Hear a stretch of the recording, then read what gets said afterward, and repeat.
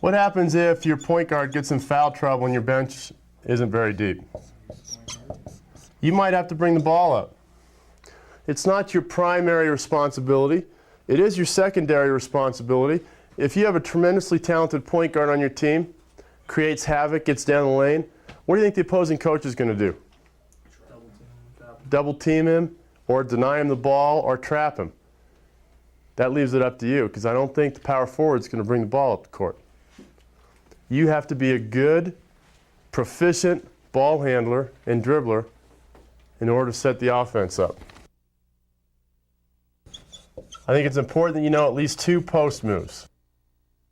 Anytime you have a guy your size on you or smaller, you should be able to score in the post. It gets more difficult if the guy covering you is taller, obviously. But anytime you have a guy your size on you or smaller or weaker, you should be able to score in the post. So this increases your value to your coach and to your team. It also increases your opportunities to get more points. You have to be able to make excellent post-entry passes.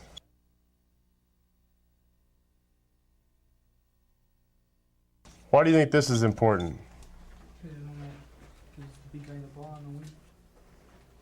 Because you're going to be the guy with the ball on the wing. They're not going to let you shoot every time, obviously. You're over here on the wing. You got a posting up. Because you've hit a couple shots, your defender comes up tight on you.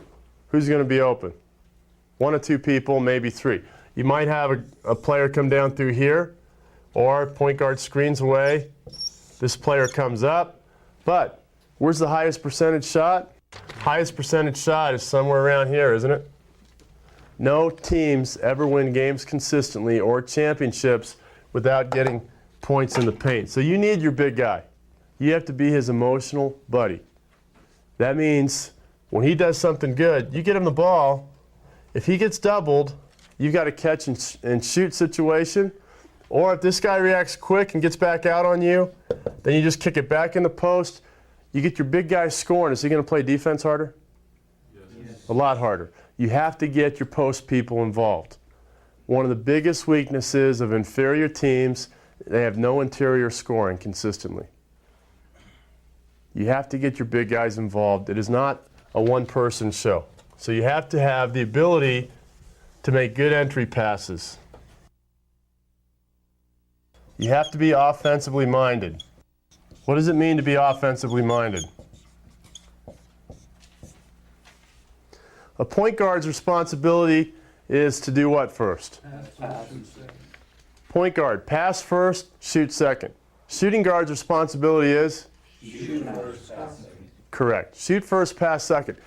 Of course, as we always say, this means good shots. The only good pass is what? An open pass. The only open pass is a completed pass. You understand the difference? The only good pass is an open pass.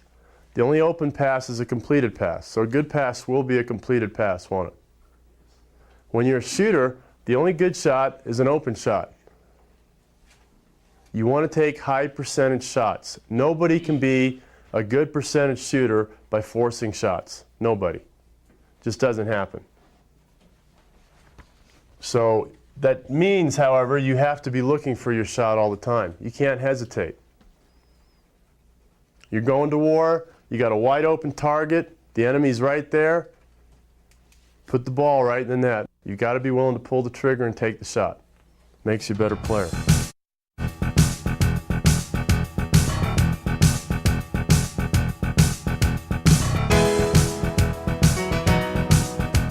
Let's face it, most offensive players are not very good defensive players, okay? Because they don't work at it as hard. And it's a situation that they have to work at.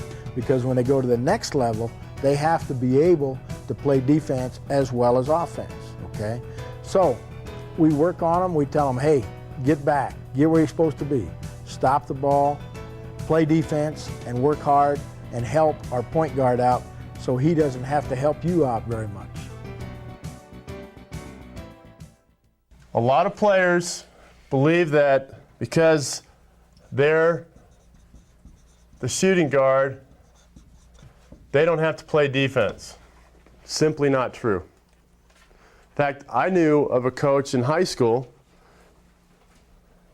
that was so concerned about his shooting guards getting tired that he wouldn't make them run sprints with the rest of the team. But that built morale, didn't it? If you're a shooting guard, don't back away from doing your amount of the work. You understand?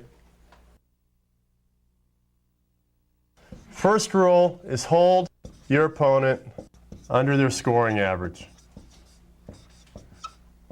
Very simple rule, but it explains a lot of what you need to do, doesn't it? If your goal as a shooting guard on defense is to hold your opponent under their normal scoring average, then you have done your work. Would you agree with that? Yes. Very important. It's not I got, they got. If you're going to play somebody, they average 15 points a game, and you can hold them to 8 or 10 points, then you've done your job. If you're going to play somebody that averages 23 points a game and you hold them to 6, all of a sudden, if your team normally loses by 20 to somebody, haven't you just put them in the game? Absolutely. Hold your opponent under the normal scoring average. You need to take pride in your defense. You need to take pride in playing defense. You don't need to make steals. You need to contain the guy. And the best way to do it, no open threes, no open layups, no offensive boards, no baseline. You don't give a guy a baseline, he can't create problems. Stay on your feet, stay out of foul trouble. Easiest way to stay out of foul trouble is to stay on your feet and not reach in. The rule of engagement for defense, containment. Contain your player at all times. This is not a soccer game. The other opponent is going to score once in a while. That's just part of the game. You want to minimize their opportunities. You have to take pride in your defense to do that. This involves containment.